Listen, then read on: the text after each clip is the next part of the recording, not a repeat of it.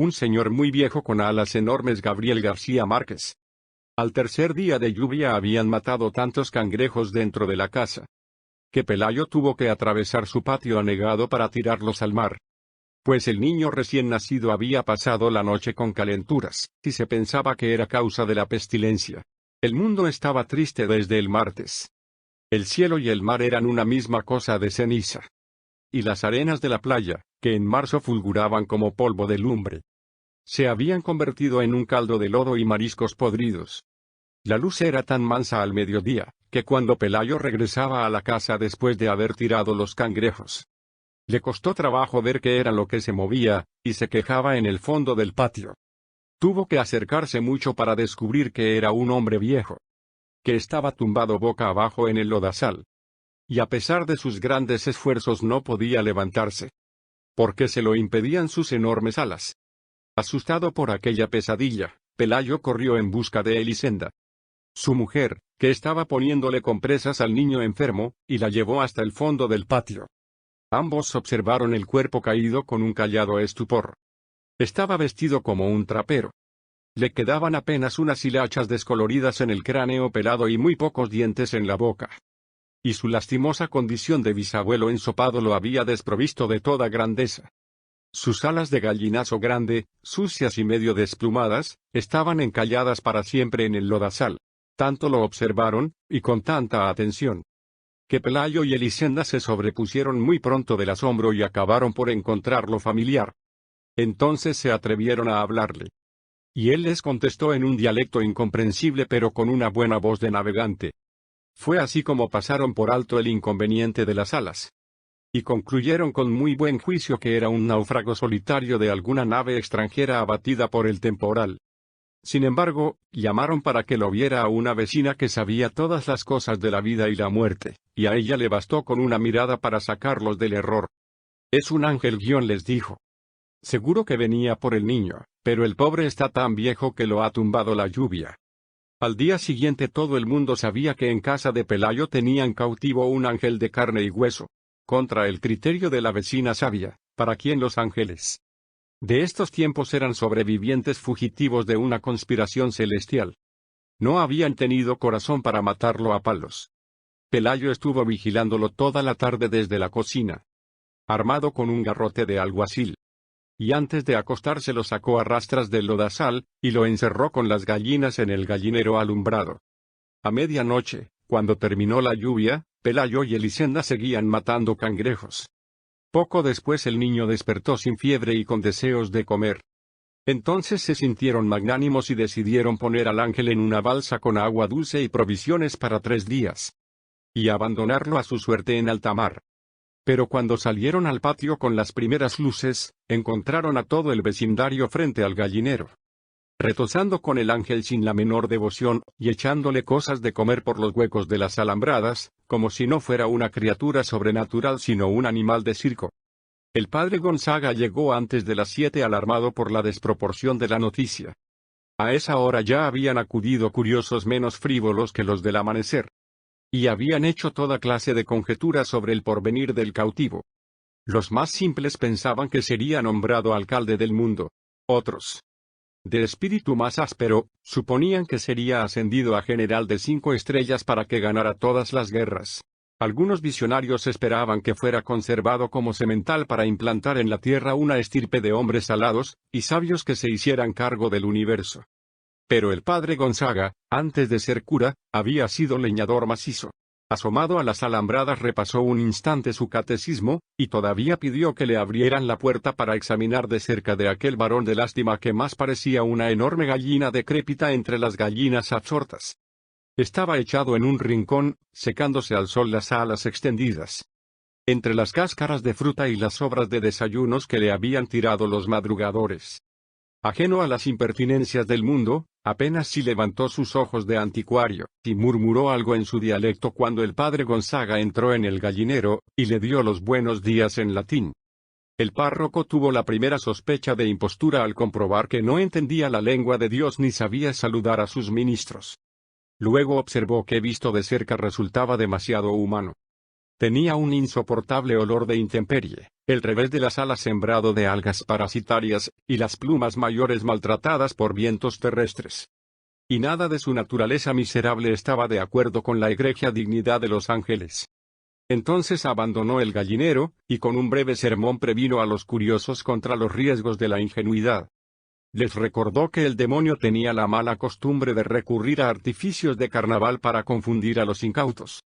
Argumentó que si las alas no eran el elemento esencial para determinar las diferencias entre un gavilán y un aeroplano, mucho menos podían serlo para reconocer a los ángeles. Sin embargo, prometió escribir una carta a su obispo, para que éste escribiera otra al sumo pontífice, de modo que el veredicto final viniera de los tribunales más altos. Su prudencia cayó en corazones estériles. La noticia del ángel cautivo se divulgó con tanta rapidez, que al cabo de pocas horas había en el patio un alboroto de mercado, y tuvieron que llevar la tropa con bayonetas para espantar el tumulto que ya estaba a punto de tumbar la casa. Elisenda, con el espinazo torcido de tanto barrer basura de feria, tuvo entonces la buena idea de tapiar el patio, y cobrar 5 centavos por la entrada para ver al ángel. Vinieron curiosos hasta de la Martinica. Vino una feria ambulante con un acróbata volador, que pasó zumbando varias veces por encima de la muchedumbre, pero nadie le hizo caso porque sus alas no eran de ángel sino de murciélago sideral. Vinieron en busca de salud los enfermos más desdichados del Caribe. Una pobre mujer que desde niña estaba contando los latidos de su corazón y ya no le alcanzaban los números, un jamaicano que no podía dormir porque lo atormentaba el ruido de las estrellas. Un sonámbulo que se levantaba de noche a deshacer dormido las cosas que había hecho despierto, y muchos otros de menor gravedad. En medio de aquel desorden de naufragio que hacía temblar la tierra, Pelayo y Elisenda estaban felices de cansancio, porque en menos de una semana atiborraron de plata los dormitorios. Y todavía la fila de peregrinos que esperaban su turno para entrar llegaba hasta el otro lado del horizonte. El ángel era el único que no participaba de su propio acontecimiento. El tiempo se le iba buscando acomodo en su nido prestado. Aturdido por el calor de infierno de las lámparas de aceite, y las velas de sacrificio que le arrimaban a las alambradas. Al principio trataron de que comiera cristales de alcanfor, que, de acuerdo con la sabiduría de la vecina sabia, era el alimento específico de los ángeles. Pero él los despreciaba. Como despreció sin probarlos los almuerzos papales que le llevaban los penitentes. Y nunca se supo si fue por ángel o por viejo que terminó comiendo nada más que papillas de berenjena. Su única virtud sobrenatural parecía ser la paciencia. Sobre todo en los primeros tiempos, cuando le picoteaban las gallinas en busca de los parásitos estelares que proliferaban en sus alas. Y los maldados le arrancaban plumas para tocarse con ellas sus defectos. Y hasta los más piadosos le tiraban piedras tratando de que se levantara para verlo de cuerpo entero.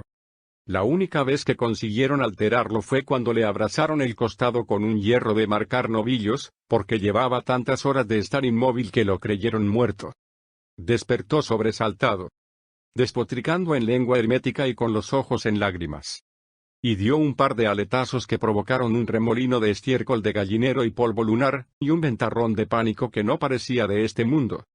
Aunque muchos creyeron que su reacción no había sido de rabia sino de dolor, desde entonces se cuidaron de no molestarlo, porque la mayoría entendió que su pasividad no era la de un héroe en uso de buen retiro sino la de un cataclismo en reposo.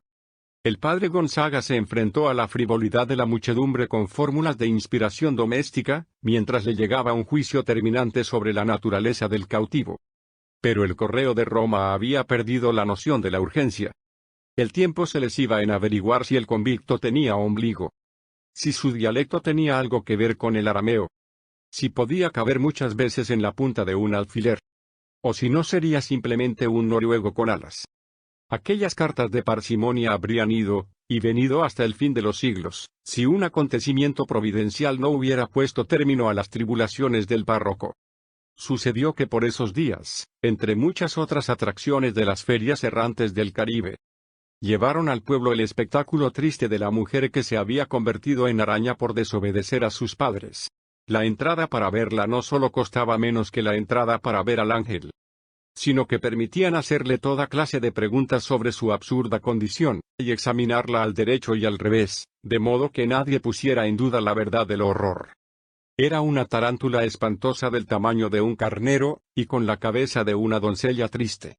Pero lo más desgarrador no era su figura de disparate, sino la sincera aflicción con que contaba los pormenores de su desgracia. Siendo casi una niña se había escapado de la casa de sus padres para ir a un baile, y cuando regresaba por el bosque después de haber bailado toda la noche sin permiso, un trueno pavoroso abrió el cielo en dos mitades.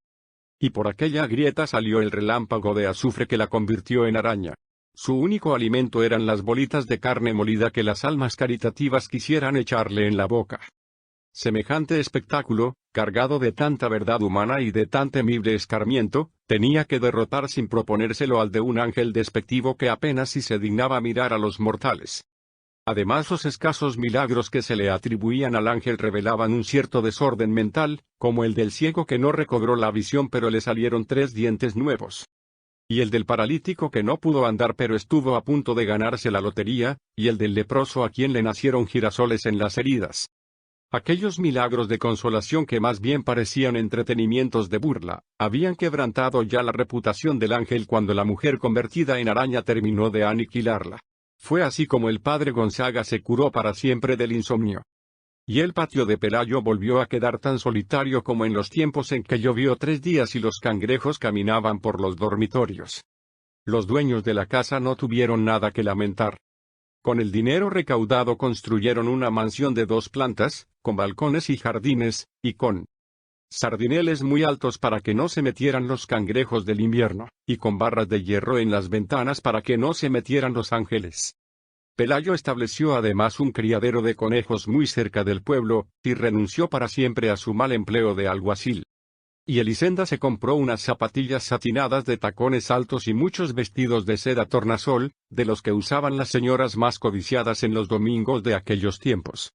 El gallinero fue lo único que no mereció atención. Si alguna vez lo lavaron con creolina, y quemaron las lágrimas de mirra en su interior, no fue por hacerle honor al ángel, sino por conjurar la pestilencia de muladar que ya andaba como un fantasma por todas partes y estaba volviendo vieja la casa nueva. Al principio, cuando el niño aprendió a caminar, se cuidaron de que no estuviera cerca del gallinero. Pero luego se fueron olvidando del temor y acostumbrándose a la peste. Y antes de que el niño mudara los dientes se había metido a jugar dentro del gallinero, cuyas alambradas podridas se caían a pedazos.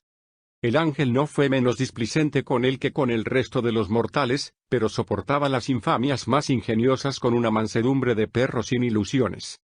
Ambos contrajeron la varicela al mismo tiempo. El médico que atendió al niño no resistió la tentación de auscultar al ángel, y encontró tantos soplos en el corazón y tantos ruidos en los riñones, que no le pareció posible que estuviera vivo. Lo que más le asombró, sin embargo, fue la lógica de sus alas. Resultaban tan naturales en aquel organismo completamente humano, que no podía entender por qué no las tenían también los otros hombres. Cuando el niño fue a la escuela, hacía mucho tiempo que el sol y la lluvia habían desbaratado el gallinero. El ángel andaba arrastrándose por acá, y por allá como un moribundo sin dueño. Lo sacaban a escobazos de un dormitorio, y un momento después lo encontraban en la cocina. Parecía estar en tantos lugares al mismo tiempo, que llegaron a pensar que se desdoblaba, que se repetía a sí mismo por toda la casa. Y la exasperada Elisenda gritaba fuera de quicio que era una desgracia vivir en aquel infierno lleno de ángeles. Apenas si podía comer, sus ojos de anticuario se le habían vuelto tan turbios que andaba tropezando con los horcones, y ya no le quedaban sino las cánulas peladas de las últimas plumas. Pelayo le echó encima una manta, y le hizo la caridad de dejarlo dormir en el cobertizo, y solo entonces advirtieron que pasaba la noche con calenturas delirantes en trabalengua de noruego viejo. Fue esa una de las pocas veces en que se alarmaron, porque pensaban que se iba a morir, y ni siquiera la vecina sabia había podido decirles qué se hacía con los ángeles muertos. Sin embargo, no solo sobrevivió a su peor invierno, sino que pareció mejor con los primeros soles. Se quedó inmóvil muchos días en el rincón más apartado del patio, donde nadie lo viera, y a principios de diciembre empezaron a nacerle en las alas unas plumas grandes y duras. Plumas de pajarraco viejo, que más bien parecían un nuevo percance de la decrepitud. Pero él debía conocer la razón de estos cambios, porque se cuidaba muy bien de que nadie los notara. y de que nadie oyera las canciones de navegantes que a veces cantaba bajo las estrellas. Una mañana, Elisenda estaba cortando rebanadas de cebolla para el almuerzo, cuando un viento que parecía de alta mar se metió en la cocina. Entonces se asomó por la ventana, y sorprendió al ángel en las primeras tentativas del vuelo. Eran tan torpes, que abrió con las uñas un surco de arado en las hortalizas, y estuvo a punto de desbaratar el cobertizo con aquellos aletazos indignos que resbalaban en la luz y no encontraban asidero en el aire. Pero logró ganar altura. Elisenda exhaló un suspiro de descanso, por ella y por él. Cuando lo vio pasar por encima de las últimas casas, sustentándose de cualquier modo con un azaroso aleteo de buitre senil, siguió viéndolo hasta cuando acabó de cortar la cebolla. Y siguió viéndolo hasta cuando ya no era posible que lo pudiera ver, porque entonces ya no era un estorbo en su vida, sino un punto imaginario en el horizonte del mar. El final de la historia. Gracias.